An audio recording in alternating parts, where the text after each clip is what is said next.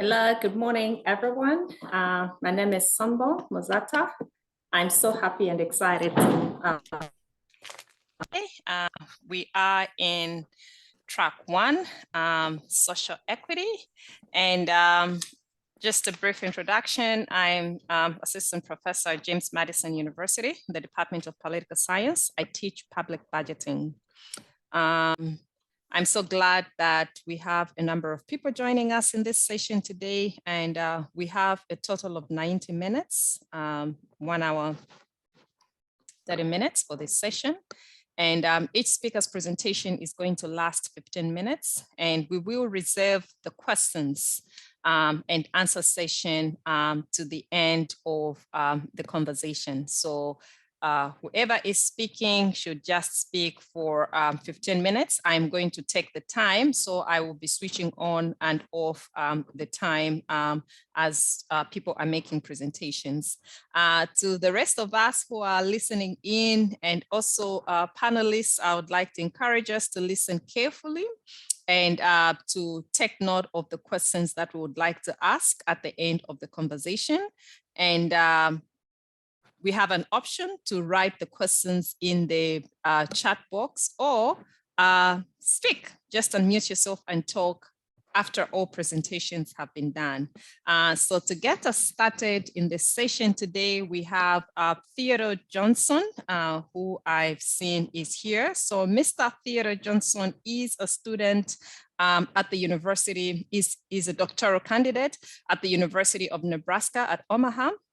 And the presentation being made is Quieted Voices, a phenomenological analysis of the experiences of Black African-American collegiate aviation students. So I'm handing over at this time to Mr. Johnson. Thank you. Good morning, everybody. It's a pleasure to be here. Let me go ahead and get my screen shared, this thing started.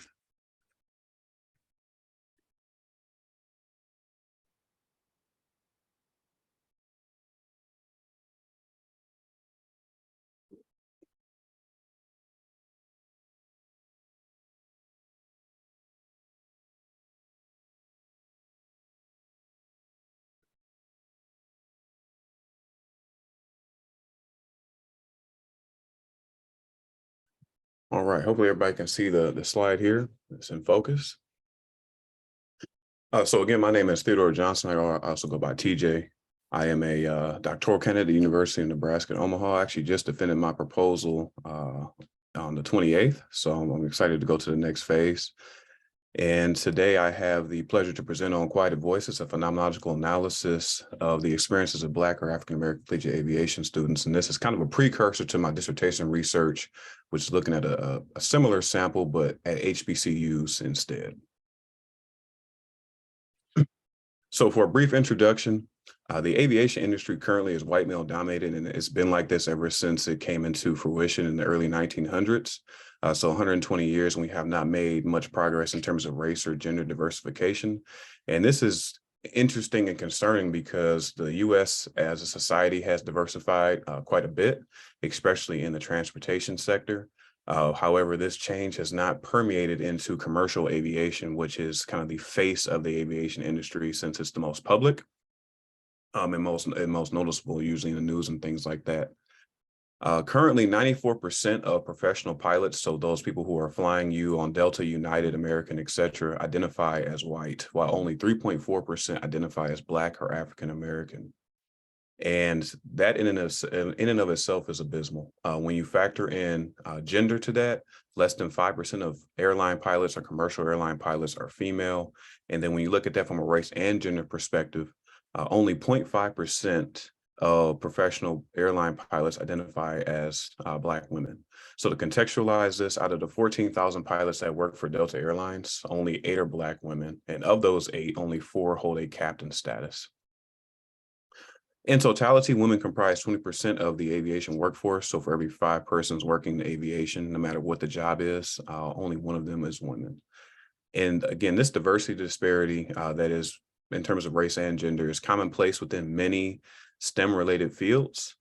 However, special attention is warranted for commercial aviation because of the workforce demand shortage that the industry is experiencing.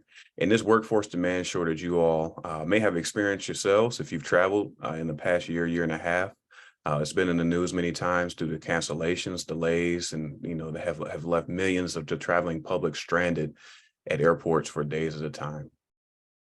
This demand shortage, which is often deemed a pilot shortage, but it is a workforce demand shortage because there are a lot of jobs such as dispatchers, flight attendants, rampers, customer service agents, etc., that are currently vacant. But a lot of emphasis focused on the pilots, but it takes much more than a pilot to make an airplane go from point A to point B. This shortage has been exacerbated by an aging workforce, largely due to the fact that a lot of the positions have a mandatory requirement of a mandatory retirement age of 65 or 55. So baby boomers are phasing out, and there is not enough input of younger people in the workforce to take over these jobs. And an increased demand for air travel, which has been increased significantly since COVID. Due to these two factors, industry leadership has now recognized the need to heavily recruit and retain minority folks, especially Black Americans, to help kind of satiate this shortage that they're experiencing. However, the low participation rates historically and what we're seeing now is quite compelling and staggering because, again, there are not enough people who are interested in pursuing these careers, which has resulted in a lot of the delays and cancellations and things like that, amongst other things, but it's a personnel problem. So that got me thinking, what has stifled the participation of Black Americans historically in aviation and have prevented them from wanting to pursue lucrative jobs when there are thousands of opportunities? And I believe that the answer to this question potentially resides within the experiences of Black Americans, and in particular at the collegiate level, because in aviation, the college programs serve as a funnel to the industry, just due to the college to career pathways that are set up between carriers and collegiate programs, in addition to the fact that the environment in the industry mirrors that of what is in college in terms of instruction, assessment, and the actual learning environment.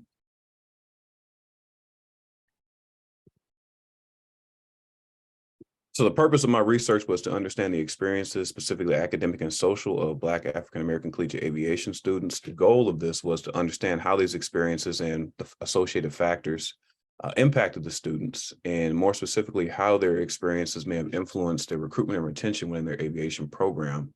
Because if they're not going to college to get a degree in aviation or to pursue aviation, then they're likely not going to go into the industry to pursue it either, because of the mirroring fact of college to career. And this led to my central research question, which is, what has been the experiences of Black or African-American collegiate aviation students?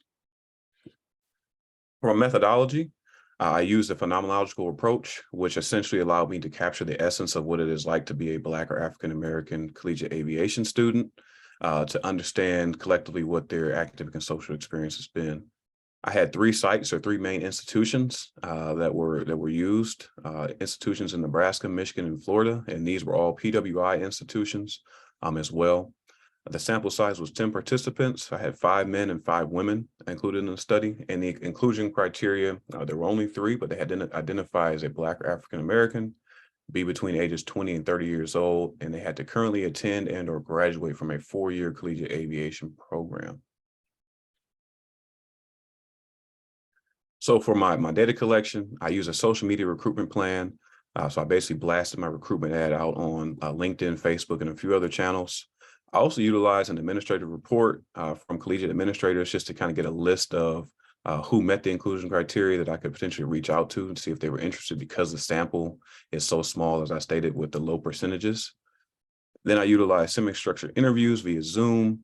And there were 2 interviews based on the approach I used. One was the initial interview to obtain the essence and ask my interview protocol questions. And the second was a follow-up just to confirm the themes that I had extracted from the interviews to make sure that I got it right. And if I didn't, to be able to rectify that data. For the explication or analysis, I used a 5-step method. I used a manual method as opposed to software, which was a very great learning process for me. And the 5-step process that's common in phenomenology consists of bracketing, which is step 1, or setting aside any pre-existing knowledge of the phenomenon, grouping the units of meaning, delineating the meaning of units, which is essentially isolating any phrases or things that speak to the participants' experiences, then clustering those isolated statements to formulate themes, summating the interviews, which is allows a validity check to occur, which is where the second interview portion comes in, with contacting each participant so they can review the themes that I derive from their testimony. And then step 5 is putting that all together in a discussion, explicating some of the items or themes for the audience, and then reiterating those in the conclusion section. So here is the findings and kind of the meat and potatoes of the study. I apologize for the 2 graphics here, but table 1 is the demographic and characteristics of the sample. So it shows the different student classifications and ages. And then table 2 is the actual themes that were derived and which questions, research questions and central questions they addressed. So of the 10 participants on table 1, 50% were male, 50% were female. Participants were on average of 22 years old, with the youngest being 20 and the oldest being 25. 6 resided in Michigan, 1 in Florida, 1 in Ohio, and 2 in Nebraska. 5 majored in aviation flight or professional flight, meaning they were training to be pilots. 3 in aviation management or becoming administrators, and 2 were actual double majors. 6 of them were current students pursuing a 4-year degree, so they were current undergrads, and 4 had recently just graduated and or entered grad school. So on this slide and the next slide, I've kind of isolated 4 key themes that I found, and or that were very prevalent or profound based on the quotes that I extrapolated from the data. And the first one is communities of support. And with the quote, I'll read word for word. It states, being a part of OBAP, which is comforting, being around people that know exactly what you're going through, and the things that you can't always put into words because they experience the same thing you have and just have an understanding. Basically, this theme was that if students could have a community of support, whether it be with a student organization or with a small group of friends, or just some place that they could go for refuge, for social emotional support, they tended to have a better time socially and academically in their collegiate experience. However, some of the students were not fortunate enough to have a community of support. And as a result, they kind of struggled through their entire 4 or 5 years of college. With theme 2, kind of related to theme 1, the scholastic sink or swim, the students I interviewed, they either did really well in their program or they did not. And this did not matter if they were a strong high school student. College was a different ball game for them. And one of the first quote that I'll talk about here is, I feel like it doesn't always feel like they always care 100% whether we succeed or fail. This student was specifically talking about their faculty. And as a Black male student in this space, I knew exactly what they were saying with this because I've experienced instructors like that in my undergraduate career. So just the fact that this student didn't have faith in their faculty to think that they would do well in their class already placed an extreme mental burden and a somewhat of a precursor of failure on them. Moving on to the next 2, social isolation and assimilation, that really kind of speaks for itself. And again, ties back to the community of support theme that I mentioned earlier. Students, a lot of the students I interviewed, if they weren't able to join like a minority serving organization, such as Organization of Black Aerospace Professionals or something similar, they often were a loner and had to go through classes studying on their own, whether it be internal or external to the academic environment. They had to rely on people who were just willing to talk to them as opposed to making friends. And they had a very kind of solemn experience. And some of them never actually assimilated or integrated effectively socially into their collegiate environment throughout their entire process. Which to me was pretty sad because I know college is all about sometimes the social aspect is important, and some of them didn't get to experience that to its fullest extent. And then theme 8, which was the gender differential, this was specifically a theme for Black women in the program. As I stated, 0.5% currently represent Black women in the field. And a lot of times the Black women, they were either the only Black person in their class and or the only Black or the only woman in the class.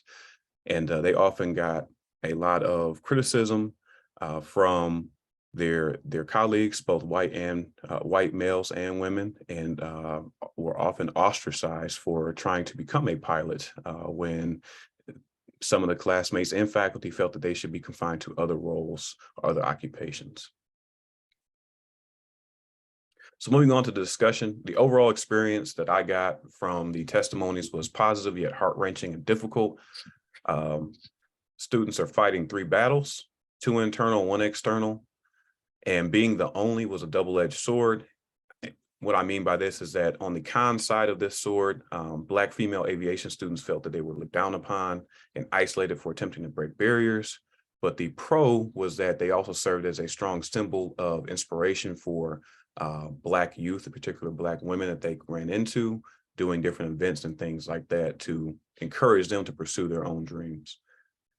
The involvement in a community support or an organization significantly helped their socialization and integration.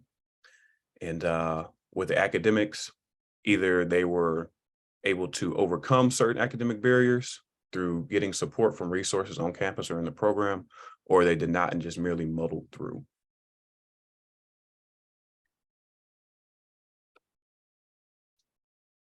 In conclusion, the holistic academic and social experiences were both positive and negative, and being a Black female aviation student yielded a vastly different experience than that of a Black male. And some of the Black males didn't even think to consider the Black female perspective. And the majority of participants recommended that students get involved in a minority serving organization sooner rather than later, so that way they can have a sense of belonging and not go through the same stuff that they went through.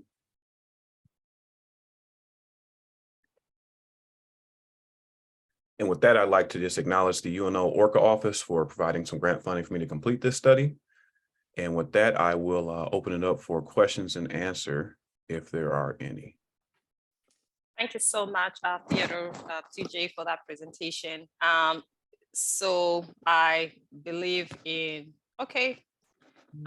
making collective decisions as a democracy. I was going to say that we go through all the presentations and then take questions at the end, but I think we can do the question and answer here. Maybe take 2 or 3 questions and then any that would remain can be done later. So Keisha. Oh my God, TJ, first and foremost, thank you immensely for this work, because I can speak specifically to this experience. I have an AAS degree in aviation management from the Community College of Baltimore County. I took the flight option while I was working on my AA degree, and I did fly, but it was a very, very difficult process. So me being a Black female, I was one of 2 Black females in our course. There were 2 white females, but the rest of the class, while I was going through the program, were all white males. The idea of cultural competence never came up with regard to making sure that we were introduced to like OBAP, or, just them making sure that there was some extra support while we were going through the program, not recognizing that as a Black female in that space, that we would need the support. Like, I never even think that my professor gave it any thought. I was able to successfully complete an internship at the Federal Aviation Administration while I was working on my AA degree, which was an amazing experience in and of itself, working at headquarters in DC. But I can just tell you that when you started speaking, I was going to leave the room at first. And then I was like, wait, this is where I need to be. Oh my God, TJ, this is so amazing. And I really wish that at the time that I was working on my AA degree, somebody was there to support me through it. I thought that I was packaging myself well enough to parlay my education into a career at the Federal Aviation Administration. So once I graduated with my AA degree in aviation management, with the experience of my internship at the Federal Aviation Administration, I was never able to get my foot back in the door at the federal level at the FAA. Go figure. I have no idea why that was, but I mean, this, I just, you cannot begin to know just how much I appreciate you recognizing this particular experience for African-American males, but also for females, because for females, it's probably 10 times more disconcerting. But yeah, this topic speaks specifically to my soul and my experience. So thank you immensely. I'd like to thank you for saying that, and I appreciate the kind words, because this research was a bit heart-wrenching to do, just being in the space and hearing the different perspectives from the students, because some of the stuff they shared I didn't experience myself, but you know, it's almost kind of like a kinship through struggles. So I found myself often had to take numerous breaks and things like that. And looking forward to doing the second half with the HBCUs this year as I finish my dissertation. And I'm glad that you stayed for the entire presentation. And I will say, I do currently work for the FAA now. If you always want to come back. Are you kidding me? we are looking, and there are a lot more of us in the agency now. So. Wow, that's amazing. And I can just tell you that while I was working at the FAA, I did have an experience where I just felt inadequate, like, and to add to that, I was a non-traditional student. By the time I was working on my AA degree, I had already had 3 children as a non-traditional student in that space as a Black female. I'm sure you can't imagine what that was like. But then when I transitioned into this internship at the FAA, so many of the people there had been in federal service for so long. I think when I was meeting people, like the least amount of service was like 10 years. And I'm like this student working on my AA degree and trying to get my my private pilot's license, because that's what I was working on also at the time. And I was I was shadowing someone who had her private pilot's license. She was an airport inspector, and I was going out with her on these inspections here. I live here in the state of Maryland, so we were going out to like BWI into the Ronald Reagan International Airports, doing these runway inspections, just checking for runway fodder and things of that nature. But it was just the conversations. I broke down on the subway with her one day, crying, because I felt so inadequate and like so unaccomplished, that she was so much younger than I was and had accomplished so much. But again, she was a white female, and she had all of this experience, even from, obtaining her private pilot's license and being able to kind of parlay that experience and her education into this role. She's now one of the higher ups at the I think she runs the BWI airport, actually, here in the state of Maryland.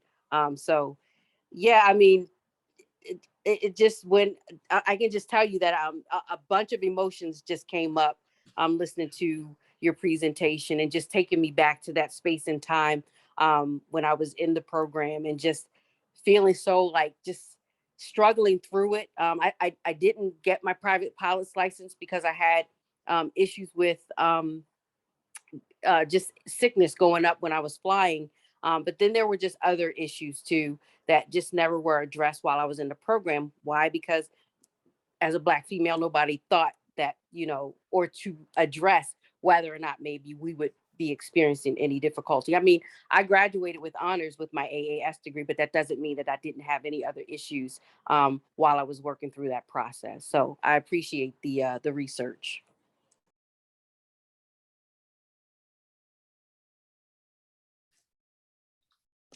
Theodore, do you want to say something? Oh, I'm sorry, I didn't realize I was muted. Yeah, thank you for sharing that. And I would love to connect further to kind of expound on some things I left out of this, specifically some of the other themes with you, Ms. King, if you would like. And I'm actually Absolutely. Say less. okay. I'll make sure to reach out to you. Okay. All right, great. Great. Could we have Dr. White with his contribution? Sure. Theodore, great presentation. And I noticed in the chat that someone said there's a aviation program at Elizabeth City State University that I'm aware of the university, but not the program. But I'm affiliated with the program, but not affiliated. We supported the program in Delaware at Delaware State. And we actually set up a scholarship and helped endow that program, an organization that I'm a part of. But one of the challenges we have is getting African Americans into the program. It tends to be white men primarily and white women, even at an HBCU. And I know you're in the early stages of your research. Do you have any knowledge of what the makeup of those HBCUs that you're going to be studying in terms of the population currently? Because Delaware State is dominated by European Americans and not African Americans. And they're trying to change that because they are trying to put more African Americans in pilot seats. Yeah, that's a great point and a great question. So currently right now, I am working on getting the enrollment numbers for this year. And I have asked for the racial breakdown and gender breakdown of the programs. In the past, when I've asked for that, programs have been reluctant to give it up, which makes sense. But I'm also planning to visit these programs myself to see the student populations and get a gauge. But it is unfortunate in recent years that a lot of these programs are being more occupied by white Americans because of the lower tuition and some of the increased pathways for opportunities that go from college to career. And they're starting to take away resources from programs that were, built for us. And as a result, we're getting these PWIs are obviously still pumping out graduates, but now these HBCUs are increasing their numbers. So, the university doesn't really mind because it's more tuition dollars, but it's creating less opportunity for the Black students that go there. And I don't see that trend reversing anytime soon, just by the mere fact that the industry needs people. And if that means they got to allocate some more resources to do that, then so be it. Well, thank you for your research and the response. Thank you so much for everyone who's made a contribution. Thanks a lot, TJ. This is very, very important research. I always wondered whenever I'm traveling why, there are few Black people flying planes and why they're, for the most part, you will see that the flight attendants, yes, it could have a Black person or two. But I think this research is very, very important if we have to address the inequalities that exist, and if we have to get, hopefully with your next phase of study, to get to issues that help us to increase enrollment in these programs. So our next presentation is by Dr. White and myself, and in this track on social equity and justice and disparities, we're looking at uncoding bias. And I will share my screen in a second here. Just bear with me.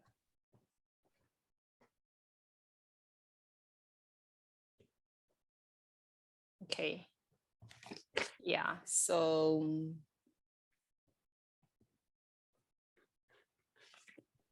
okay, so this presentation is uncoding bias in fourth industrial revolution technologies. And so Dr. White and I have been working on issues around fourth industrial revolution technologies for a while now. And we've done a number of presentations at different conferences. And I think we've done one or two in the past at COMPA, focusing on a different aspect of this topic. This topic is very important, as we may all know, because we're living with technology. There's no gap anymore between what's virtual and what is reality, if you want to put it that way. That gap keeps getting reduced. And as a result of that, other technologies that are there, we see that, some people are being affected differently from others. So having that in mind, we thought that it was very, very important for us to have this conversation within public administration and as people that have been historically marginalized. I'm trying to use new language that I learned in the opening section. Yeah, so I'm sorry, I just avoided the word minority there, but we're trying to see the impact on people that have been historically marginalized. How are these technologies going to impact us? So, okay. So I want to give a quick run of definitions. Oops, what did I just do? Yeah, I want to give a quick run of definitions before we go on. So the fourth industrial revolution basically is a term that was coined by Klaus Schwab. So Klaus Schwab is the founder of the World Economic Forum, and the World Economic Forum is the largest platform for discussing global development issues. You can look up WEF, World Economic Forum, and you see what kind of conversations they've had in the past and what the future outlook looks like. So Klaus is a German, and he's the one who coined the term fourth industrial revolution. So we know that there's been three other revolutions in the past. The first industrial revolution was characterized by the introduction of mechanical production, and we're basically talking about water and steam. Then the second industrial revolution was mass production with the help of electricity. So we moved from water and steam to electricity. And then the third one was basically the application of electronics and information technology to further automate production. We're in the fourth industrial revolution, and the fourth industrial revolution basically describes the integration between digital domains, technology, and offline reality to enable and manage people's lives. So FIR, fourth industrial revolution, encompasses artificial intelligence, blockchain, robotics, 3D printing, virtual reality, Internet of Things, augmented reality, neurotechnology, autonomous vehicles. And I put "and" there because I think the last time we did this presentation must have been like this slide was in 2019. And moving on from what was, the big conversation on autonomous vehicles in 2018, a few years later, we're talking about ChatGPT, which was recently introduced by OpenAI last year in November. So all these technologies are having an impact on people. And when we specifically think about automating processes and robotics, we see that the impact on minorities or people that have been historically marginalized, I will use minorities, Black people is larger. So I'll hand over now to Dr. White so he can walk us through okay, sorry. So one more thing. I just wanted to share this slide because I think it's important. So the fourth, this is what Klaus Schwab said when he wrote the book, Fourth Industrial Revolution in 2016. The fourth industrial revolution is, however, fundamentally different from the first, second, and third. It is characterized by a range of new technologies that are fusing the physical, digital, and biological worlds, impacting all disciplines. So no discipline is being left out. All disciplines are being impacted, impacting economies and industries, and challenging ideas about what it means to be human. So I put this picture here. That's a robot, and her name is Ida, and she was giving responses to the House of Lords on October 11th, 2022 in London. She was basically testifying before the House of Lords in the Parliament in London. So indeed, ideas of what it means to be human are being challenged by the day. So I'll hand over to Dr. White so he can talk us through the different biases that AI has brought forth. So thank you. Do I have 7 minutes or 10 minutes?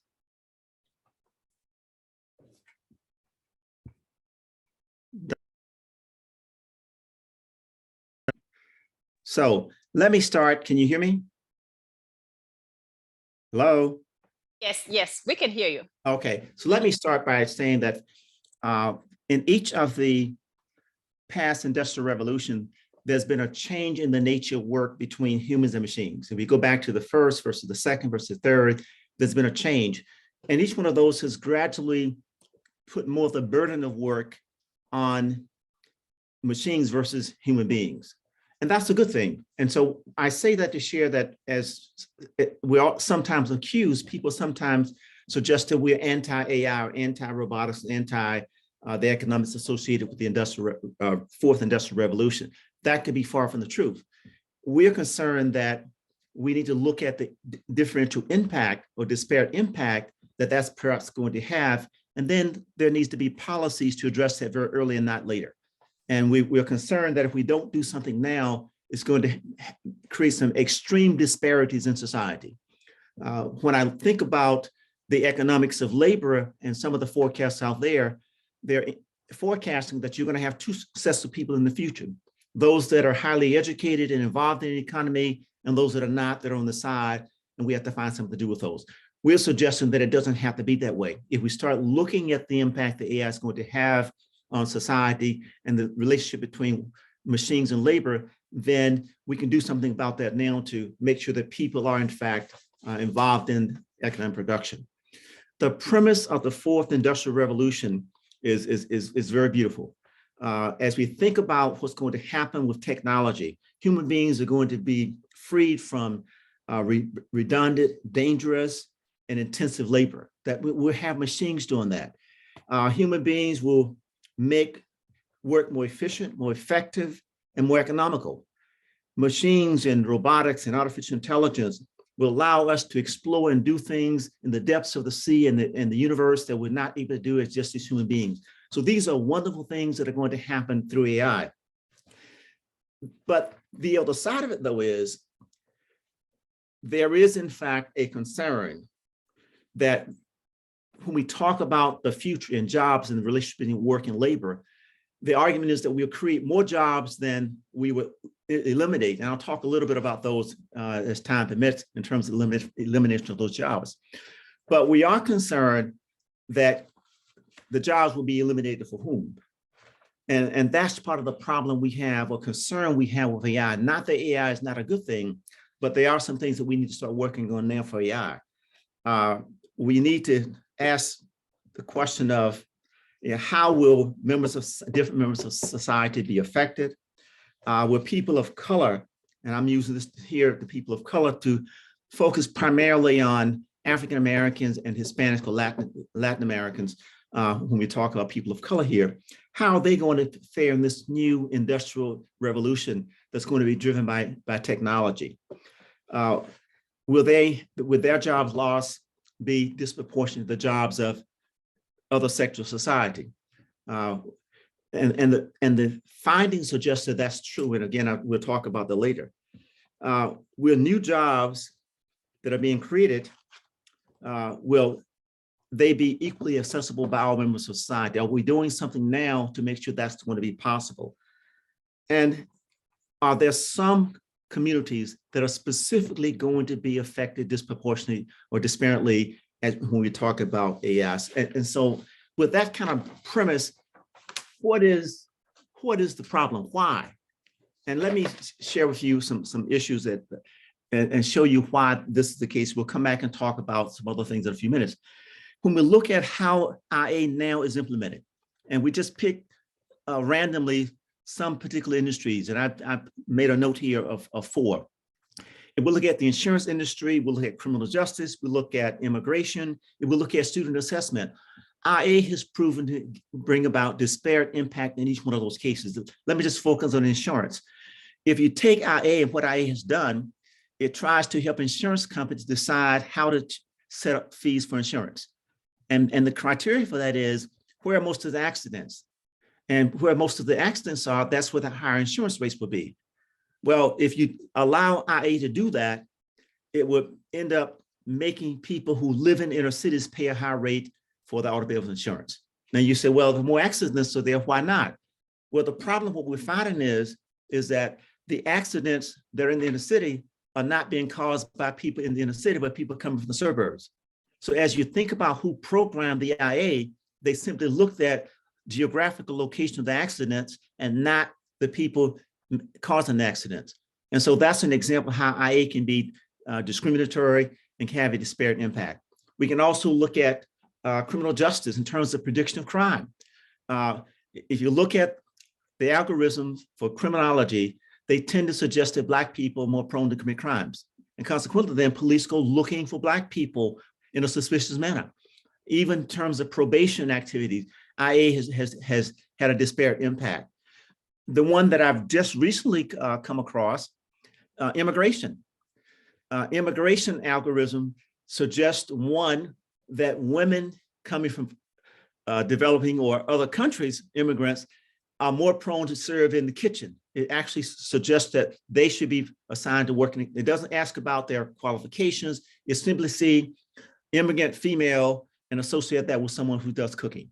And so again, it goes back then what we'll talk about in a few minutes about how that algorithm that's produced can have a disparate impact. Another one that I came across recently in the literature had to do with cheating. An algorithm predicted that minority or underserved communities had some abnormally high scores, and that algorithms predicted that they had then either coalesced in a scheme or had cheated.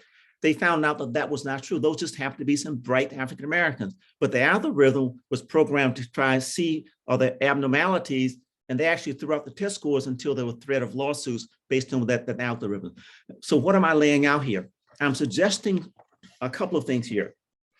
I'm suggesting that, one, the data that goes into the algorithm for robotics and artificial intelligence, one, that data is not created by us, those in those marginalized community.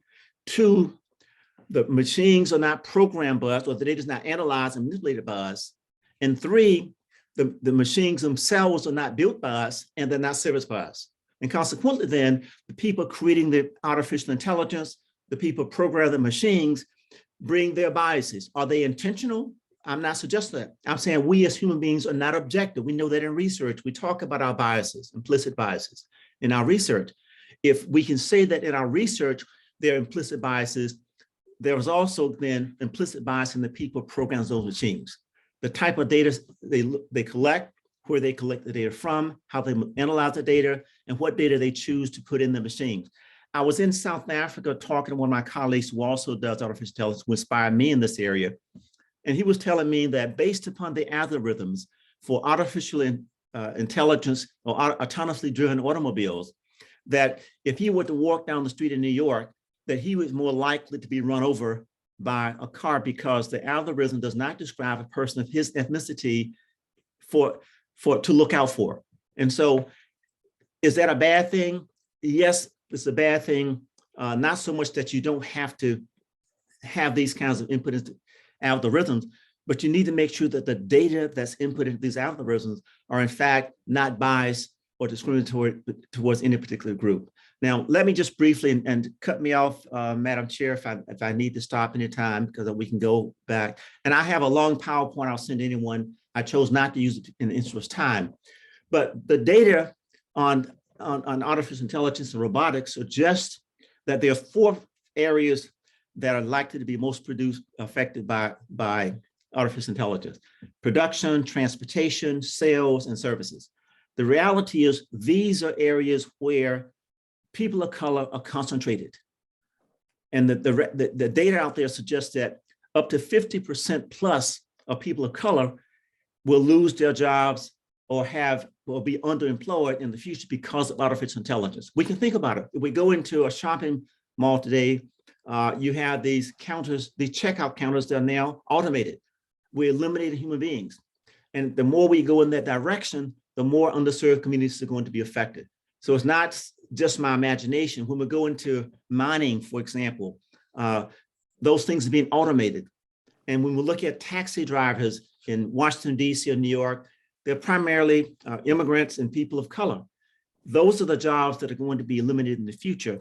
And so we're suggesting isn't that we should not move ahead with artificial intelligence. We're saying several things need to happen. One is underrepresented communities need to, in fact, become involved in generating the data that's going to go into artificial intelligence. We have to be very active involved in generating that data.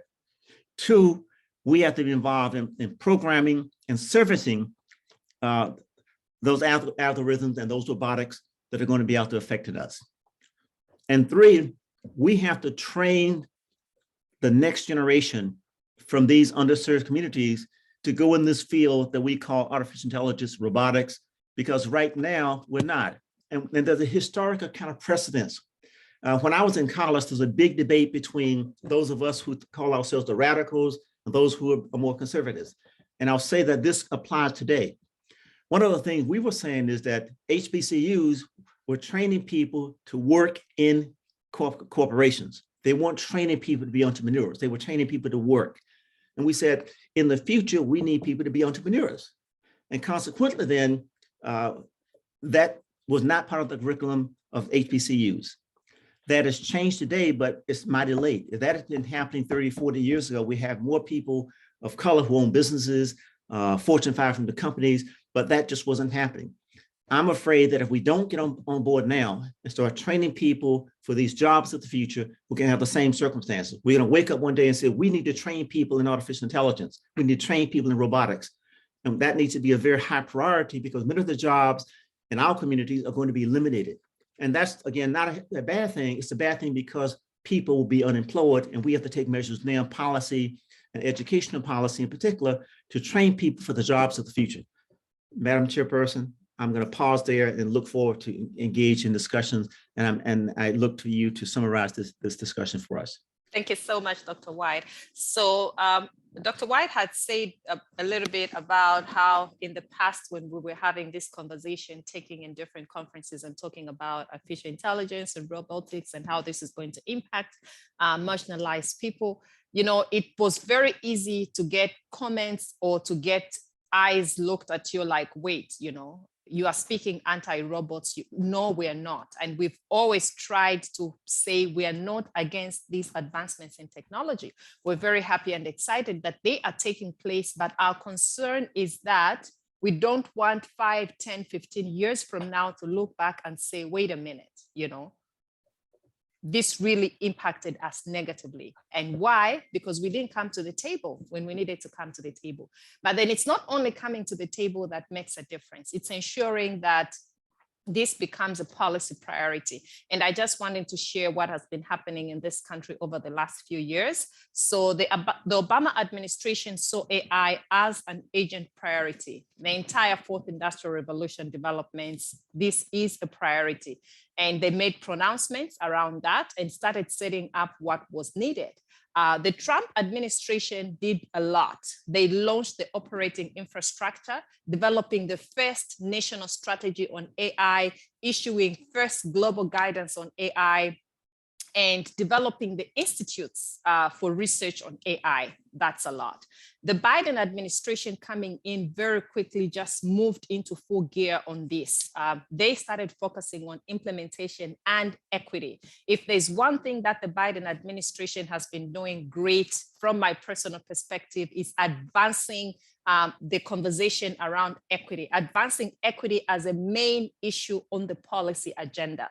So last year in 2022, the Biden administration issued what is known as a blueprint for an AI Bill of Rights. And there is a recognition there that among the great challenges posed to democracy today is the use of technology, data, and automated systems in ways that threaten the rights of the American people. And this blueprint has 5 main pillars, and those are the pillars there, just running through them quickly. These are the things that any individual that is coming into contact with robotics, AI, or any of these applications needs to be fully aware of. In the interest of time, we've gone over by 2 minutes in this presentation. I'm going to stop here, and I'm going to ask the next presenter for this panel to come through, or we do like we did the last time, have a Q&A actually. Let's have a question and answer session. Then if there are any questions, then we'll get the next presenters to come. Yes, Keisha? Well, geez, I feel like a lot of things are coming up for me. Geez. So I'm an agent for the Division of Parole and Probation here in the state of Maryland. So when he mentioned about these algorithms kind of affecting, I guess I'd be interested in knowing what that would look like with regard to how we supervise our clients. Like we use this this assessment tool now to determine what supervision level our clients are going to be in. And that just means the frequency to which they would have to report to the division. And just interested in how we could use that more effectively for the work that we do, but of course, equitably. And yeah, I mean, that caught my attention when Dr. Harvey said that. So yeah, that came up for me. Yes, and it is being used, and it is an effective tool. But again, it depends on the people who are applying the tool. And if you make sure that the data is analyzed and applied equitably, it's not a problem. Too frequently, we find that the data is not applied, that the person who's inputting the data, the person who's analyzing the data, bring his or her biases to bear. One of the things we say about IA in particular is that IA can be far more effective at discriminating than human beings can, and it has no remorse. And so that's why we think it's important then for us to look at where the data is coming from, look at who's inputting the data and analyzing the data, as well as the output. And then if we know that the data has a very rich source that is representing us fairly, and it's not misrepresenting us, there's nothing wrong with using it as a tool for making you more efficient or making us more efficient. It's just that when we misuse it as a tool, that's when it becomes a problem. There are some instances we happen to come up with some references where it has been misused for you. If you put your address in the email, I'll send you in the chat. I'll try and send you some references on that. Are there any other questions? Any other comments, concerns? I mean, we're seeing this in all sectors of the economy. And I think when we think about autonomous self-driving vehicles, I think there's been experiments that have been done with, the tracking business. Mm-hmm. Yep. And if we ask ourselves, who is most in most of these jobs, which population group, yes, Lashonda? Yes. Hello, can you hear me? Yes. Yes. Okay, good. I just wanted to ask, with that being said, do you guys have resources? Because I know that this is, emerging technology, but, as the young gentleman that's talked about the barriers he faced with aviation, or that the study that he did regarding that, there's also that now with this new access. And I know these coding schools and things are popping up, but is there something that you can provide, maybe 2 or 3 resources that can start to connect interested parties who want to get, ahead of this? There is an international artificial intelligence group. They have strong representation from Africa, and we've been involved in some of that as well in our talks around the world. That group I believe, is pretty progressive. We can try and get that contact information to you, find out where the secretariat is. I think the other source is what's coming out of the White House policy on this right now. It's in its infancy, but a policy without some resources is not going to be a very effective policy. So what we're trying to do is make sure that as that policy is developed, there are resources to put behind it so that people can, in fact, acquire some of those resources to do some of the kinds of things we talked about. As Dr. Muzata and I have gone around the country, we've encouraged the research institutes at the various institutions that we've spoken to, in fact, consider generating the data. We gave a talk at Dallas. I'm at the University of Delaware. We now have a data scientist working with us. And we're trying to encourage the HBCUs to get on board to create data science as a part of their MPA programs. The major historically white institutions are doing that. I don't see that happening right now at the HBCUs. They're too, I think, there's just a shortage of resources. They have not been able to put the resources in data science, but that is, I think, the future not a major part of the future for in terms of policy, having data scientists as a part of public policy, public administration program. Now, I know I didn't fully answer your question, but I can put you in touch with some institutions that have data science programs. I'm working with Dartmouth right now that are trying to put some things together, but I can share those names with you. Yeah, and then just picking on from there, there's also the AI Now Institute at New York University. That's a very good resource that you can look at. And then there's also a number of nice books that have been written just to sensitize people around this issue. And I'm thinking of, let me just call this off, Weapons of Math Destruction, How Big Data Increases Inequality and Threatens Democracy. And then there's Algorithms of Oppression. And there's a number of resources that can be looked at. But then I think, like Dr. White has said, we've been trying to have conversations with universities that we've been talking to and chambers of commerce to try and encourage them to have this conversation straight on. Do an analysis of which markets, which sectors of the economy in the particular localities are going to be affected most, and then think ahead, you know. So if it's babysitting that's going to be impacted, what should we be thinking about, you know? If it's cleaning, you know, that's going to be impacted. Everybody gets a robot and, you know, everybody's cleaning is being done. Who is most impacted by that? So those are things that we've been encouraging chambers of commerce to sit down and think, and then working with universities and encouraging them to include, you know, teaching issues around AI in their curriculum, the MPA program here. And sometimes it seems like it's a lot when you are the person that represents what looks like you and your group of people, but just encouraging ourselves and just being present in these spaces, and so that, you know, our perspectives are included, I think is also very, very important. So I came in here, and then there was a call that there's a minor that is being developed on digital, you know, digital humanities. And I go to the meeting, I'm the only person that looks like me, and they're asking, so who's going to teach what, you know? And I can teach math. I can teach statistics. I studied accounting. So, but I'm coming in this space. I know everybody else will want to take note of the technology aspect. And what do I say? I'm going to teach digital inequality in this minor. And I've written the proposal of how I'm going to do this and what I am going to teach.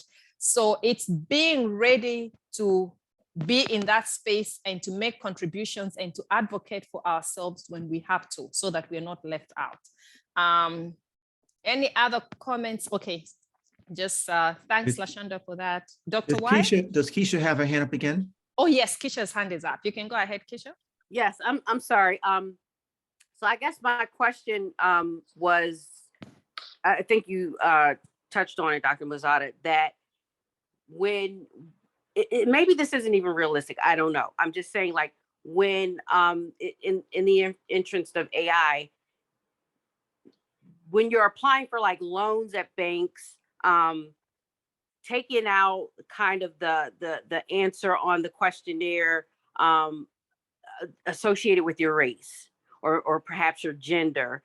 And I don't know whether or not they're using these algorithms to put these applications in to a database system to determine, you know, based on your credit history, your ethnicity, or whatever that looks like, kind of, I guess, changing the way that they ask for information, as opposed to putting some of these, I guess, these indicators where they could be biased about what they decide to do when they do what they do, is kind of my question. Like, would that be something that would be reasonable to implement with regard to AI, so that those algorithms aren't picking up on kind of those codes for race and identity like that, to be removed from kind of those processes? And to do that, we have to be involved in creating the instruments. I think that's the only way we can eliminate it. Yes. Now, there's AI is not dormant. AI, most of those programs have learning capacity. And so when they interact, they gather data. In your house, there's something that listens to what you say and collecting that data. And then when you turn on your computer, something pops up, it's been listening to you, it learns. We have in part of our presentation, an example of where a computer learned to call Barack Obama a monkey by interacting with people. So we have to be involved in the process. I think that's part of the problem. We're not there, we're not at the table. And at all levels of what we're trying to say, from creating the data, analyzing the data, programming the computers, servicing the computers, operating the computer, we have to be in all of those. And right now, there's just very few of us in any of those areas. And according to our estimate, AI is going to have perhaps the most significant impact on our lives in our lifetime. And we need to be involved in determining how that's going to impact us. Okay, yeah. Thank you so much. I think if there are other questions, we can keep them to the end. I've just noticed it's telling me that we have 22 minutes, but in my mind, I'm like, there's supposed to be more than that. So I'm now going to call upon our next presenters, gendered racial migrations and Black emerging adult women in professional settings. It's Dr. Chelsie E. Dunn and Dr. Kristina B. Wood from Virginia Commonwealth University. Go Rams! Yes. Hi, thank you so much. And thank you for having us. So for the sake of time, I am going to go past a few slides because I do want to allow enough space for the last presenter. So please forgive me, but I'm happy to connect with you all after our session if need be. And so, yes, as stated, I'm going to be talking about gendered racial microaggressions. And if we're thinking about this, with times changing and overt racism and sexism, so thinking about gendered racism, that intersectionality of it, and we're seeing this lower acceptance and the serious consequences associated with these events, race and gender researchers have theorized that racist and sexist attitudes have evolved into more subtler forms, that being microaggressions. And so recent works have increasingly recognized how the subtle nature of gendered racism experiences are much less obvious, but also more detrimental to the person who is receiving it compared to that of the blatant overt acts of racism and sexism. And so it leaves you in the space of, did that just happen? Am I assessing or appraising this correctly? And so given this, we sought out to explore these types of acts among Black emerging adult women, given the limited research in this area. And so for context, gendered racial microaggressions is defined as subtle and everyday verbal, behavioral, and environmental expressions of oppression based on the intersection of one's race and age. For this particular study, we're adding into that intersection age as well. Okay. And so race is a nervous area of government that has an impact on how public administration performs their duties. This is especially the case when racial, gender, and class identities intersect and form issues impacting social equity. And so the intersection between racism, sexism, and classism is growing. Is a growing area of public administration research and scholarship.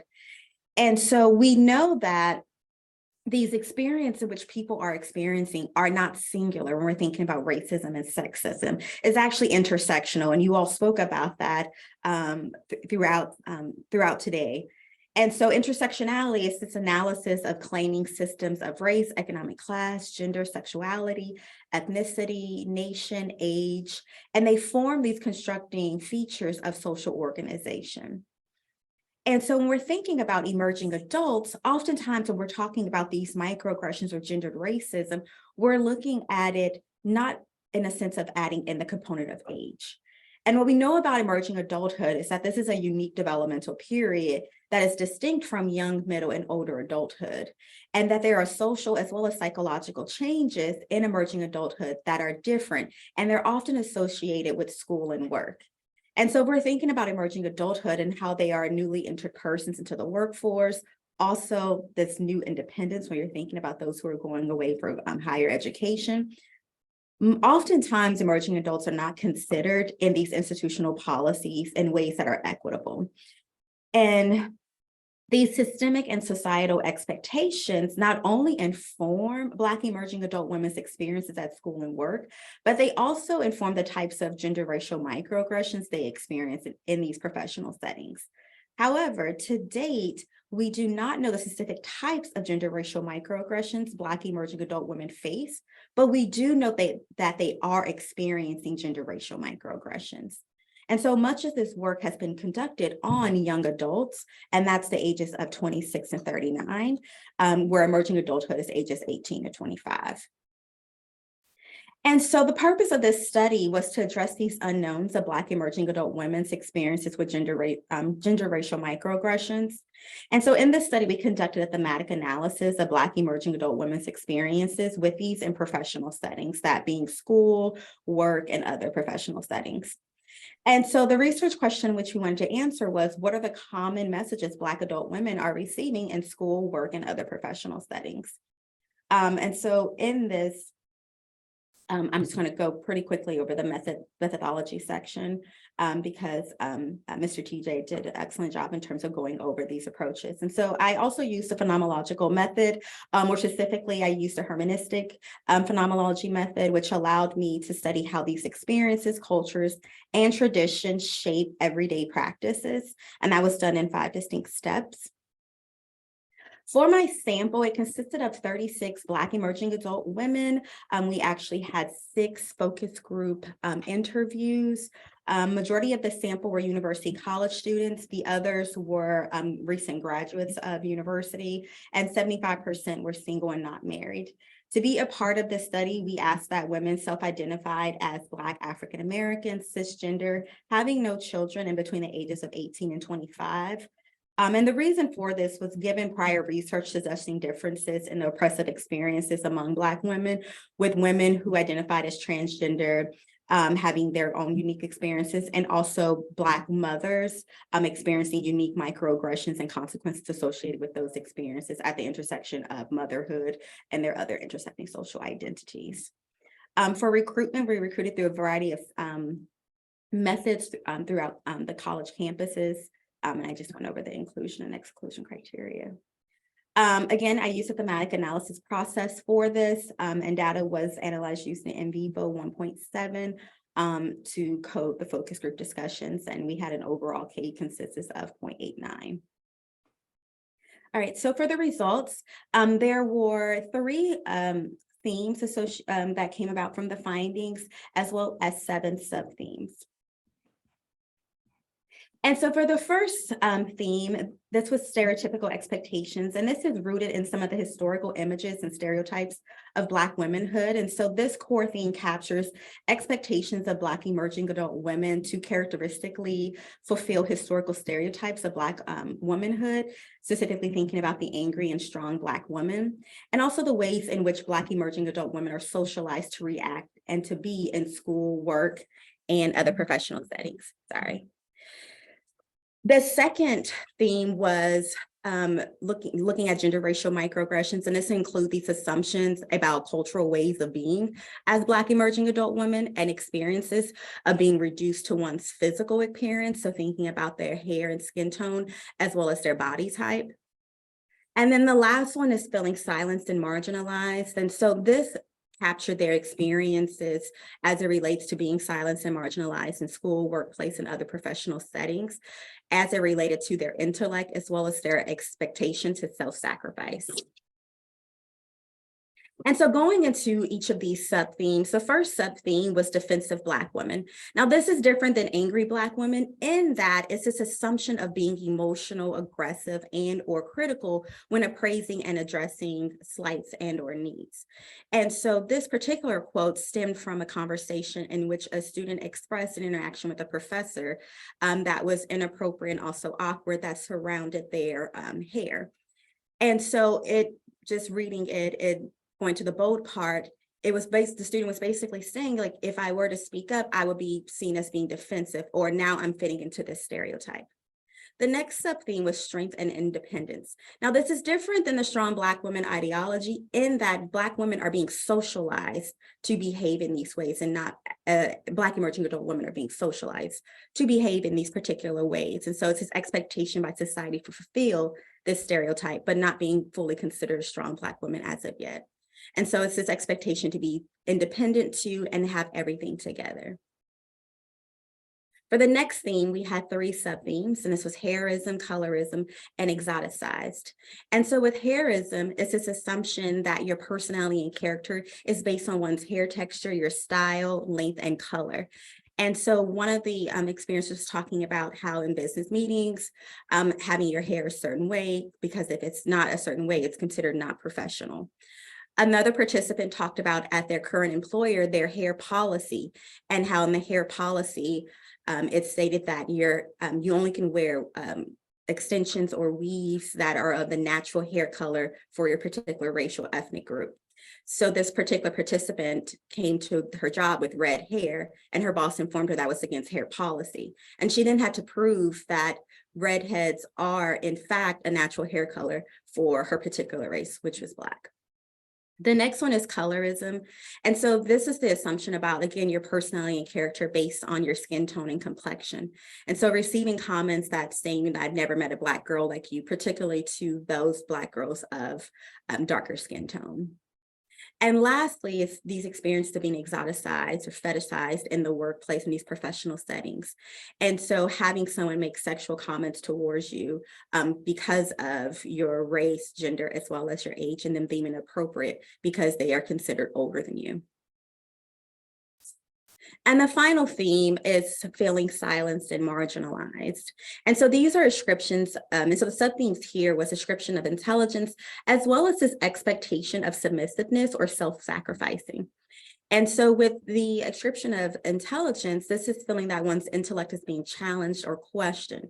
And so receiving comments like, oh, wow, you're smart, or your, another experience was for the graduate school prep person, they were completing one of the participants' application, and then they made a comment like, well, do you think you'll be able to get in this program, even though this person had a stellar academic record? And then the last sub-theme was the expectation of submissiveness. And so this idea of Black women having to self-sacrifice and be passive in the workplace, even though are being cited. And so this idea of that society expects us being Black emerging adult women, to be subservient and being comfortable in that. And sorry, I sped through that, but again, I want to leave time for our last presenters.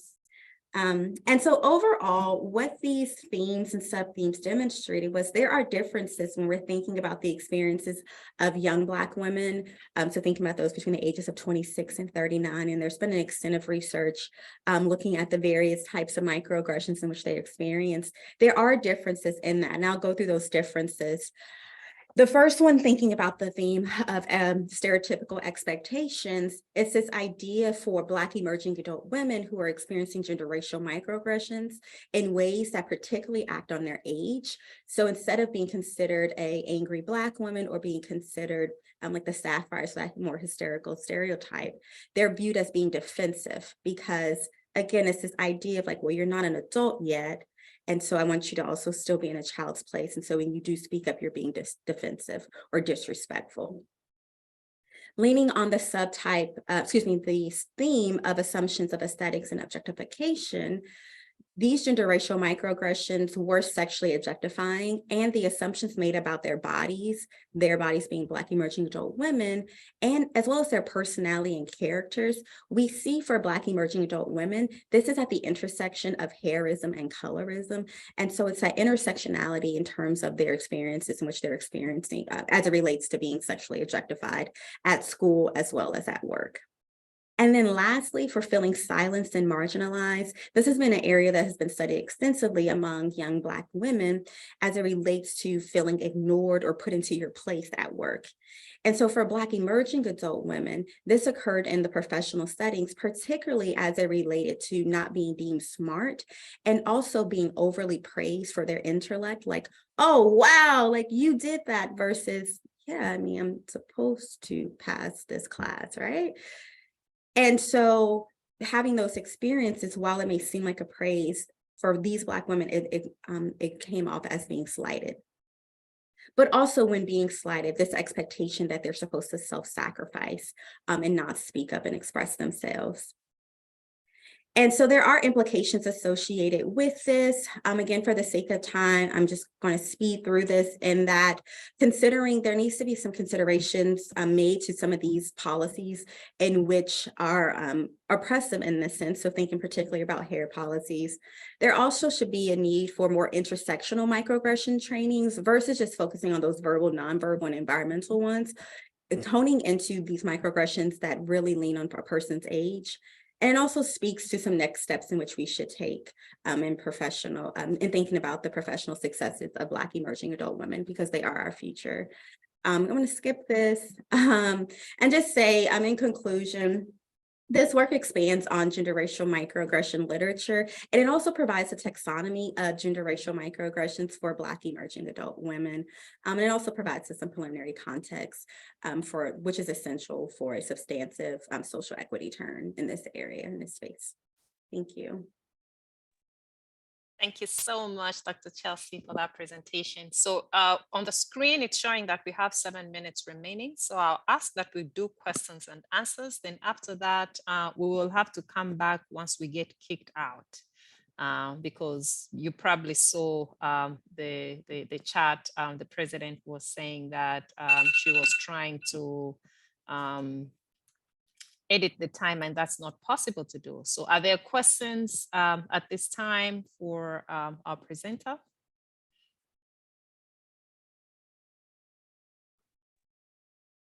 Yes, I have a question. Thank you, Dr. Dunn, for that presentation.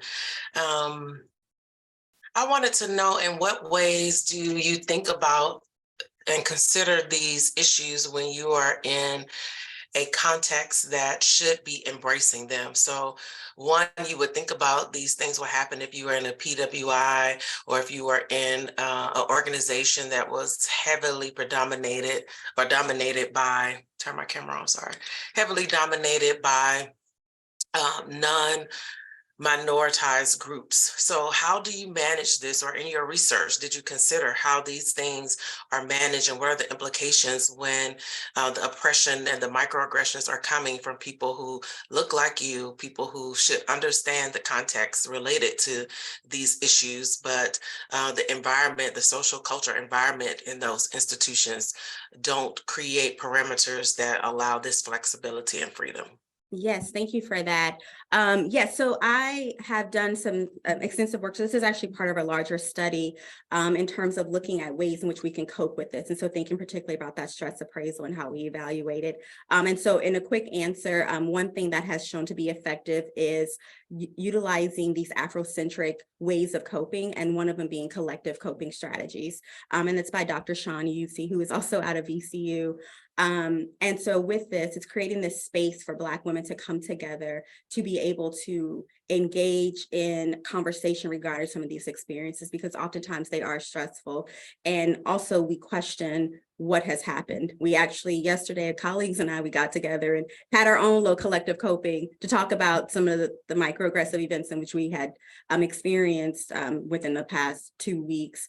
And so that's been one method that's been shown effective. Also for employers and for these spaces and universities, create spaces where people feel comfortable to report these issues, and also calling out that particular expression or event that happened by saying, that made me uncomfortable, or that was actually kind of triggering to me to have experienced that. And so creating these spaces for people to be able to vocalize that. Thank you, and good luck with your research. Thank you. Are there any other questions?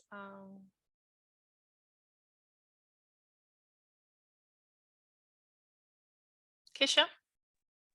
I don't have a question as so much as a comment. I appreciate the work, Dr. Dunn.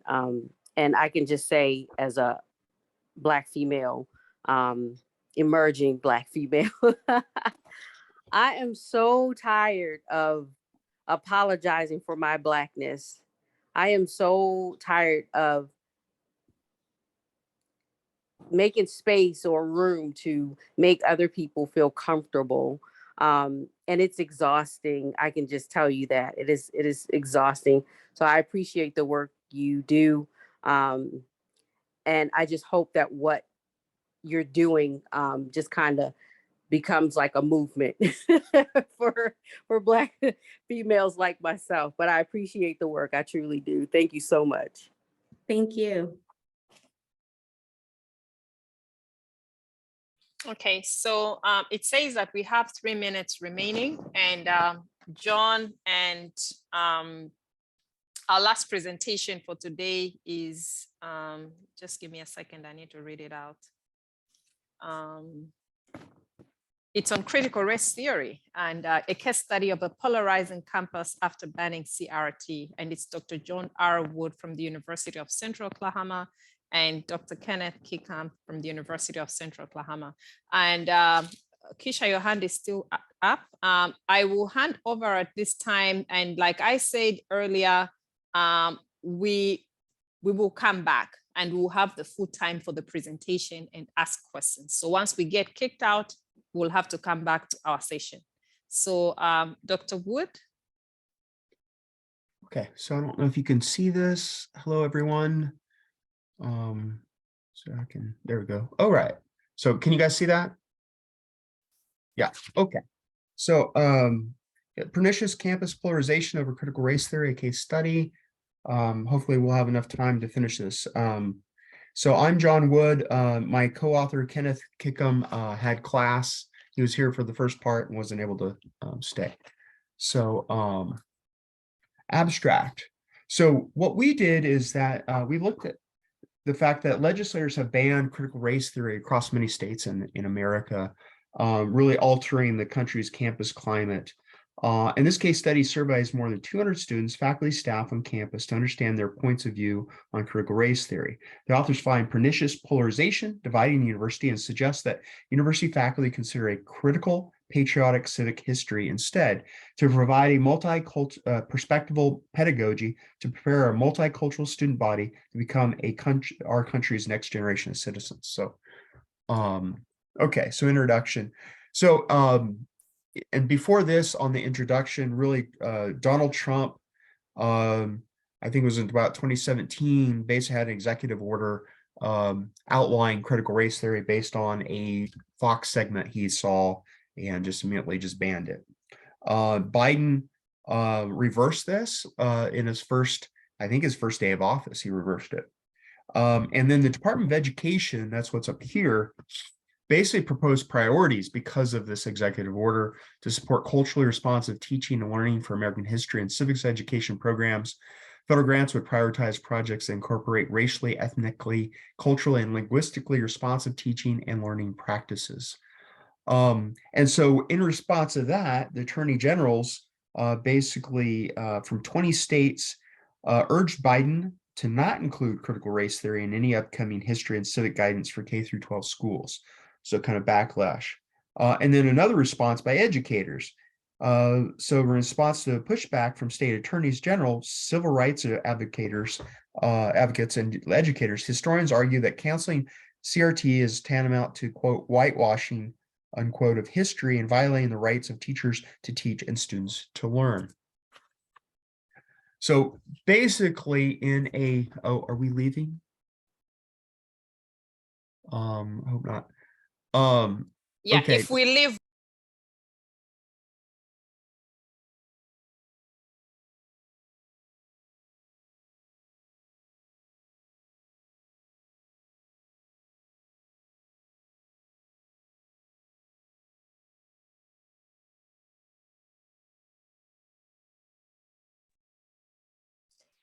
Hey, John, we will have to go back to the breakout room.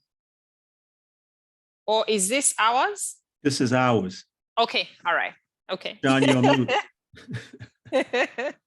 Okay, all right. John, you're on mute. Mute.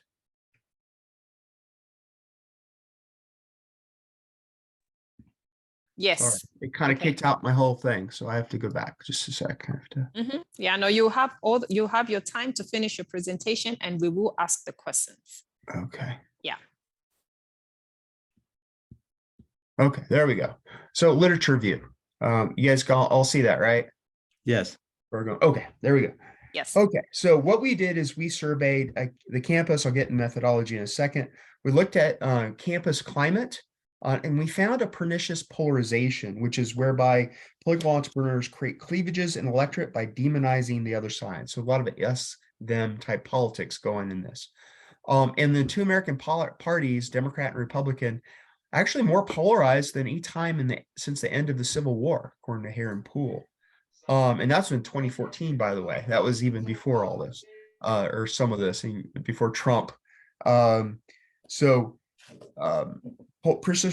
found this, and we also found in talking about teaching CRT, basically 7 states have banned CRT. Hi, And we're from everybody. Oklahoma. This session goes into lunch, so feel free to stay as long as you want, because I've been going in and out of these rooms, and I know that you guys have some really interesting things you're talking about. Feel free, but just know that you have the whole 30 minutes of lunch before the next session. Thank you. Okay. Wow. Okay, so 7 states have banned it, including we're in Oklahoma, and they banned critical race theory, which kind of prompted us to write this paper about what's going on campus. 6 other states have also banned it. 16 others are actually considering banning critical race theory. So it's kind of a big thing. About half the states would ban. And so basically, when they did the Association of American Educators did a survey, they found 96% of respondents said that it's not being taught at all that they know of, and that 45% said it should be taught. And that 78% said there is a chilling effect in the classroom based on this, that it's making it tough to even talk about basic civil rights, let alone critical race theory, because it kind of gets kind of like people don't know what critical race theory is, and so therefore, oh, you're talking about Black studies, just like the AP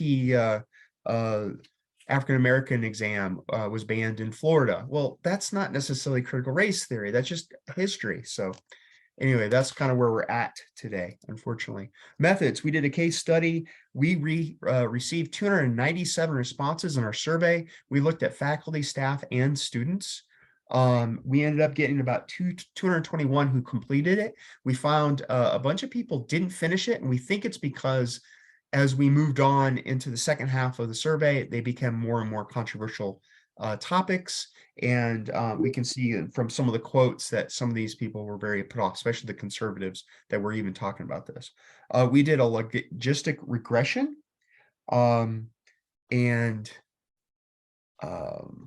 move on. So some basic findings here. We found a division between individual and systematic ways of looking at things. So as you might know, critical race theory looks at the systematic level, and liberals tend to focus on that, and conservatives tend to focus on the individual level, even though that has nothing to do with critical race theory, really. And just to define it real quick, what is critical race theory, if you're not sure? It's a 40-year-old academic theory. So it's kind of funny how it just came up. It makes it feel like, yeah, it is just politics. So what they say is race is a social construct. That's the first major area. And it is not merely a product of individual bias or prejudice, but something in our legal systems and politics. Sorry, somebody's at my door. So we found in our survey, so here's an example of some of the anger going on. So liberal wrote in this: a racist person can be ignored or held responsible for their words and actions. That's what they were saying this is. So more systematic. However, conservative response said claims of racism are made simply to make whites look bad. Everybody is racist to a certain extent. Only a certain race is always considered racist, and that is the whole point of the survey. Anything to make a certain race look bad. So yeah, there's a lot of, even just trying to take the survey, there's a lot of anger by some of these conservatives, and we found, yes, they were conservative. Looking at the patriotic and candid civic history. So looking at that, we found that most of the campus says that teaching history and government should be candid and truthful. But we found other, basically still conservatives critical of this. conservatives kept saying in their responses on the qualitative side that it's a false narrative. It's reverse and reverse racism were some of the most common things that they're critical of in terms of even talking about this topic. And that critical race theory is that. Liberals, on the other hand, take the opposite view, saying that critical race theory reflects ignorance, a fear of change, and white supremacy. So that's kind of, you know, so there's definitely this very different way of looking at things. So conclusions and implications. So I'm going fast. So basically, Gerardo said, purpose of education is to enact vision of a multiracial and multi-ethnic democracy, inclusive and equitable. So this kind of comes in, it's been pitting the 1619 project versus, and as a response, Trump came up with the 1776 project. So basically 1619 really takes our history back to 1619 when the first slaves came over. And it's really looking at civic history, warts and all, you know, all of it. Good and bad. Whereas 1776 is very much a glossing over some of this stuff, and it's more of a patriotic, raw history. And so what we came up with based on this is something called critical patriotic civic history. This idea that, you know, one of the issues that we found is that political science majors are actually down. They've gone down. They've held steady, but there's been a downward push, especially with just people just thinking politics is so butting heads, just this pernicious polarizations going on. So it turns people off from getting in the area of political science itself. And that we need to get over this idea of pernicious polarization and not ban history. It is history, right? So a thriving democracy, in our judgment, is where citizens from diverse backgrounds and ethnicities, races, genders, and perspectives must struggle with the critically think about difficult policy debates where not everyone automatically shares their point of view and shares their lived experiences, not just in classroom, but in all democratic areas. And this kind of reflects this idea of, you know, Dewey talks about reflective thinking. We need critical thinking to maintain in the classroom, and banning information takes away critical thinking and critical reflection. You know, basically, we can't have just a one single hegemonic type of history. We have to have those different perspectives, and that's what we lose when we ban a point of view, which is not good, in our opinion. So future research. So I went very quickly. We need to empirically test this idea we have of critical patriotic civic history, and do it in more of an empirical sense, test it out and use it. What we just did is we found out there's this polarization over the topic, and that maybe this would be a good compromise to try to get people to be not only have a critical reflection, but also feel like there's some positive things in American government. And there's some things that, you know, part of it's the hope that we can change, you know, this positivity that can come out of it. So that's all I have. That's our past version. Excellent. Thank you so much, John, for that presentation. I would like to ask the people in this session to ask John some questions. Yes, Keisha? Hi, John. Thanks so much for the presentation. Yeah. Thank you. I guess my first question is, okay, so I have two questions. The first question is, what motivated you, or what was your interest in this research?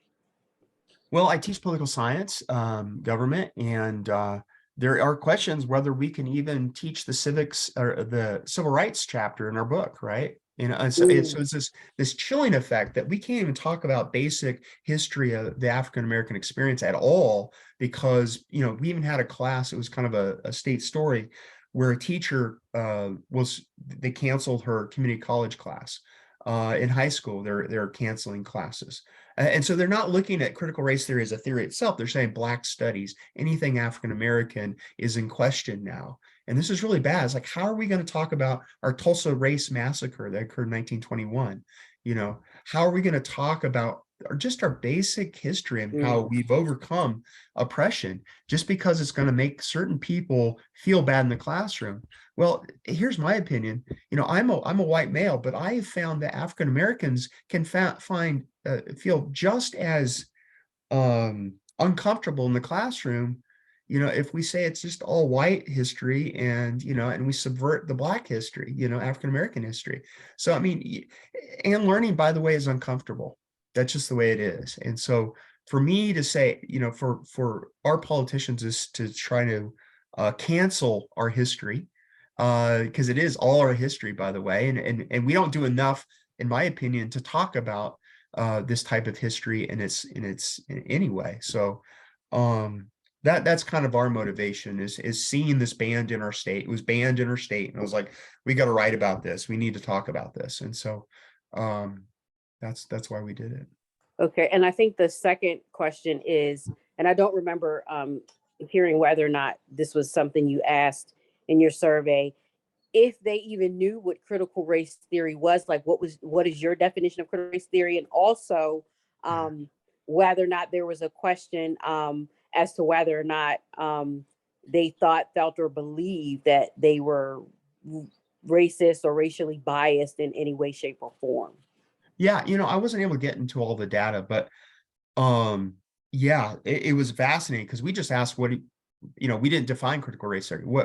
How do you define critical race theory? It was one of our questions. We even asked, why was it banned? And it's fascinating because if you're a liberal or conservative, they had vastly different points of view. I mean, you got the conservatives who were really upset just that we're talking about this, and they thought it was a false narrative. I touched on that, and this was all made up, and that liberals are just being racist and discriminatory and stuff like that. So yeah, the definitions came in. I found the liberals actually had a lot more kind of like a focus on that was much closer to the definition. Some were just textbook definitions. I think some looked it up and put that answer in specifically from different textbooks and stuff like that. But the conservatives are usually pretty hostile. And false narrative was the number one thing that they noted. Okay, Thank and you so much. I'm Keisha, sorry. you have a Yeah, comment? I have Go one more ahead. question. I'm sorry. And I think the other thing that I was interested in knowing is whether or not the question was posed to them. So then with the banning of CRT, what would you be more comfortable with just studying history without including Black history? They're saying like, what would the respondents say? Yeah, was that a part of the survey? Would they be more comfortable? Not really. But really we found that the liberals and even UCO, University of Central Oklahoma, in the middle of a super red state, right, where super majorities Republican in the House and Senate, we had probably 2/3 were liberal and the other third were conservative in our survey. And I'm not sure, I think the numbers would have been higher for conservatives, but I think they got turned off by the survey or even by the topics, or like, I'm not touching that, right? So I think we underrepresented conservatives. In Oklahoma, 53% of K through 12 teachers are conservative. So this whole idea of should we have it or not, I think some people don't realize that we have it, or this is an issue, or don't care. But I know the educators that are more on the liberal side were very upset that this would be not taught. In fact, 45% said, in a national study, said we should be teaching it. And in our stuff, I don't have the numbers in front of me, but a large majority of that liberal side said we should be teaching this stuff. We should be teaching it more. We should be teaching it K through 12, or we should be teaching it in undergrad as a college. But the other ones were saying, well, where is this being taught? Most of the liberals were saying, well, it's law school, or it's a little bit in college, or they've never seen it. And the conservatives like, I know it's in my kindergarten, my kid has talked about, that type of stuff. So it's kind of weird how they're just two different worlds. It's amazing. And where they're getting it from the media. The Fox News and Newsmax has been pushing, oh, it's critical race theory. And so people get in their head that it's being taught. And we're finding more and more that these folks don't know the definition. They don't know what it is. They just know it's bad. It's terrible, right? And it's a great boogeyman. It's the latest, one of the later boogeymans. I mean, also, I think being transgender is another boogeyman, latest boogeyman too. But you know, both of these are and they just there for political fodder. They're just getting people to vote. They're getting people angry to vote. Look at Virginia with the governor's race a couple of years ago. Critical race theory was the top topic. In fact, what I've read is that conservatives are like, whoa, you got to use critical race theory because that's a winner for us. And so you saw this just getting repeated all over the place. Glenn Youngkin was an innovator and entrepreneur of that, So, unfortunately. kind of saturating the term, the phraseology in the media so that people can start using the term. And I feel like when they hear it used so frequently, they think they know what it means until you ask them what is it. And they have no idea typically. Yeah, I'll have Dr. White. Thanks, John, for the question. Two questions. One is your opinion. The other one is how did you define liberal? Was that a party classification or you It have was self-described. Self-described? So we had party that, you know, are you Republican, Democrat, Independent, or whatever? And then we had a scale by ideology to try to get both. So that's so what did you see any difference between Republicans and Democrats? Yeah, big time. That's what I'm saying. The whole point is liberals seem to be like critical race theory. What's wrong with that? And then conservatives are like, oh my God, this is so evil, critical race theory, you know? And so we got to get rid of it. It's great. It's great that it's gone and blaming Democrats and all this. So they're totally believing the propaganda news ecology of Fox and also conservative radio and stuff like that. That's really for a while, that was the thing they talked about. And so a lot of people have their talking points. And the other question is any discussion about Native American history? You know, we decided, we kind of made a point of just focus, just say critical race theory. Native American critical race theory is a thing. It is important. I actually have a student who's actually working on that.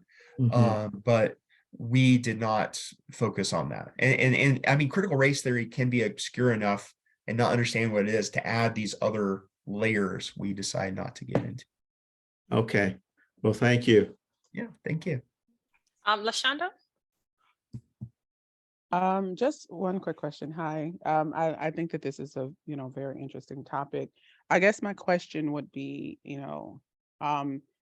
since initially when public school started, and things were taught was, purposefully left out of certain things of how Blacks contributed, or any other minorities for that matter, to the development of the country as a whole. Being as though the term race for most part can be a divisive, it shouldn't be, but it is a divisive term. What are your thoughts on that being the narrative associated with that type of education? Because I, for one, I went to predominantly white schools. I went to a predominantly Black high school, but then I went to a PWI university. So, but throughout that, regardless of the setting, I was always taught, because of my generation, different points of, the Sojourner Truths and the more, easy to follow Harriet Tubman's, and it was always part of it, but it wasn't necessarily given a name or an acronym. And so I want to know what your thoughts are on that. This now with an acronym is not only for the thing that actually is critical race theory affecting that, but then it's now permeated to all parts of Black history. Yeah, well, it's interesting you talk about that, because in Oklahoma, at the very least, and I think this is happening elsewhere, I don't know if you've heard of Hillsdale, but Hillsdale College, which is a religious right institution, private college, has developed a lot of curriculum on this area. And they want to, our superintendent of schools and Department of Education schools, or Secretary of Education in Oklahoma, that is, he is, Ryan Walters is his name, and he is very much a DeSantis type of person, talks about being woke all the time. He's a cultural warrior. He wants the Hillsdale curriculum in our K through 12 schools. Well, what does that mean? Well, Hillsdale is very much the 1776 curriculum. And in fact, a lot of the 1776 ideas are based on Hillsdale, which is again religious college, and they want to totally glean over, you know, the history of civil rights. It's just like, oh yeah, it was a positive thing. We've gotten over it. It's all over. Don't worry about it and stop talking about it type of point of view, I think. And so look up Hillsdale College and you'll find that they very much glean over this. And if you look at the 1776 curriculum as well, you'll find that too. It's kind of an interesting problem. Thank you. Are there any other questions for John or any of the other panelists?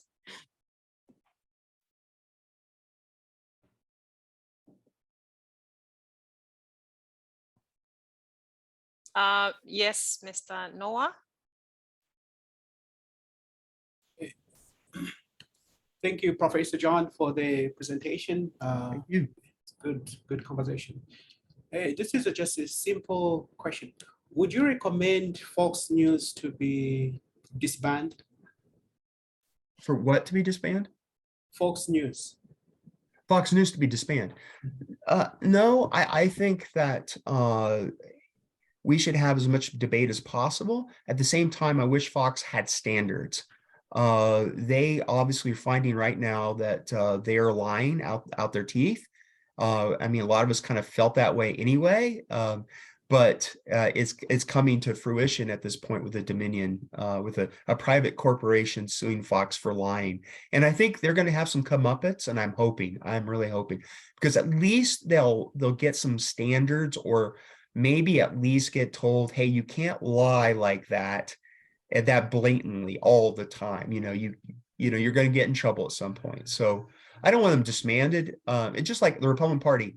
I don't think they should be disbanded any more than the Democratic Party. And Florida wants to disband the Democratic Party. I don't know if you've heard that recently, but we shouldn't disband parties just because you disagree with them. And just like this, I think we should have a patriotic education or government, talk. You know, we should be excited about it, but at the same time, we should be critical, and we should really kind of think about what our history did and where we're at today, and what we ignore and what we pay attention to.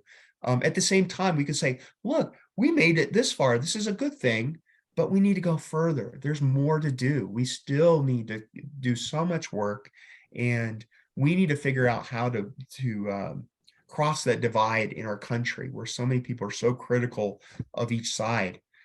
We got to figure that out. And so, yeah, not ban Fox, but I wish we could reform Fox. Thank you, sir. Great. So John, as you were talking about CPCH at some point, so I took down notes here, and I was like, people's emotions are heightened around lots of issues in this country, and it is just so hard to have a conversation on a number of important things. And sometimes it can just be something that is so innocent, and people take it out of context, and before you realize it, it becomes something else. So I wrote down what specific things would need to be done to address polarization in the country. And I know that, I mean, any little drop in the ocean that can be done, what would that be? That's my first question. And then I had a second question. Would CPCH be an elective? There's a start in 12 minutes. Would CPCH be an elective, and at what specific level would this kind of course offering be given? Well, I would say maybe the second one first. So critical race theory is an elective. Yeah, sure. I mean, why not? I mean, it's information. It is, I think, should be elective at the college level. I really don't think it's bad for people in high school to at least have a basic understanding of this. It shouldn't be mandatory necessarily, but definitely elective, I think, on any level. Polarization, wow, that's hard. If I had that answer, man, I'd be a multimillionaire, maybe a billionaire, who knows? Yeah. But polarization is huge. It's an identity issue. People identify with information. They identify, and because they identify, it's not just rhetoric to them. It is, they have this underlying kind of reality, and we all have some of that. And so that identity really says a lot about how we position ourselves. Are we liberal or conservative or in the middle or some other extreme or whatever? And that's really hard for us to understand, but it's an identity issue. And how do we deal with it? I think one is when people's identities feel threatened, and we don't have politicians stoking that anger and animosity that has occurred. And I think really it's politicians that have driven this most of all, politicians and the media. And I think it's fascinating, the whole Fox getting in trouble. They say, why are we doing this? Why are they lying like crazy? They're lying because they're worried their audience believes this so wholeheartedly, because they've been shoveling this BS for so long that their audience believes it wholeheartedly, and they identify with this stuff. And so therefore, they're afraid of their audience. And so Fox is not going to change unless they start realizing we got to just tell them the truth, because right after the election, people don't realize 2020, when they're saying calling it for Biden, just saying the facts, that's what the audience, there's a huge backlash. They got upset. So they're like, oh, we can't, this audience, we got to keep them happy or they'll go to Newsmax. So therefore we just got to tell them exactly what they want to hear.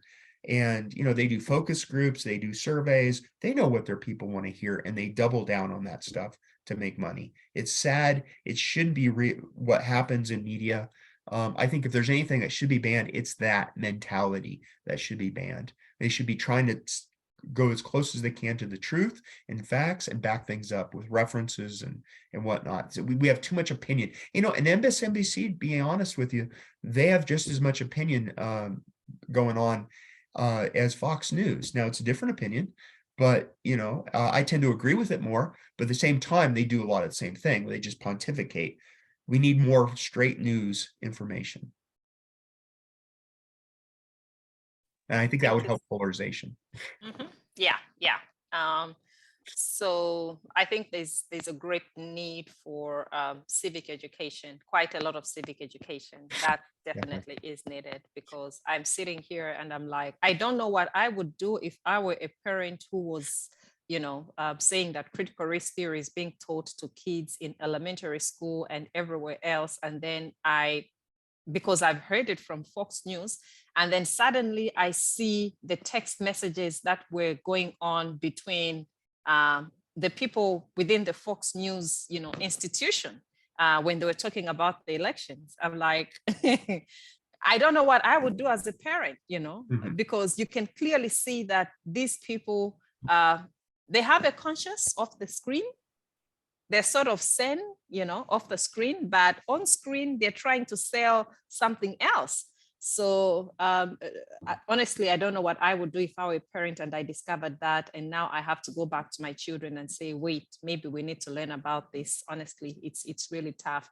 But I think that's something that every individual needs to do. And I think, there's need for advocacy and for work like the work that you're doing to just highlight the things for what they really are.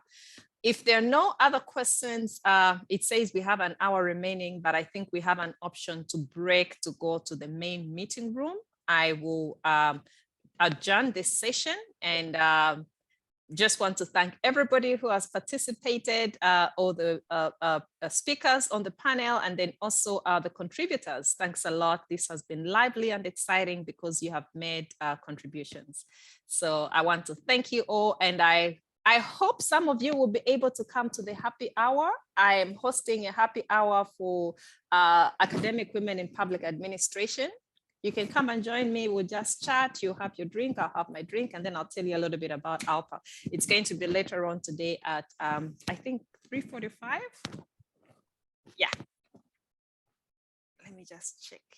Yes, at 4:45. At 4:45, I'm going to be leading a session on academic women in public administration. It's just a happy hour thing, and we will talk about that. So if you're a young scholar or you're a seasoned scholar, you're a past president, I would like for you to come join me and we'll have a conversation. It's for women. Dr. White, we can't hear you. I know Dr. White is like, I want to join. He's looking so excited. I said that's for Dr. Kristina, right? Yes. Yeah. Because you got Michael Massage up here as well. We men might not be the best ones to come. So this is for women. So thank you all so much. Feel free to leave to go to the main plenary, and I'll see you in the other sessions. Sure. All right, thank you. Thank you. Thank Great you. job. Yes, you. great discussion. Thank you. Thanks.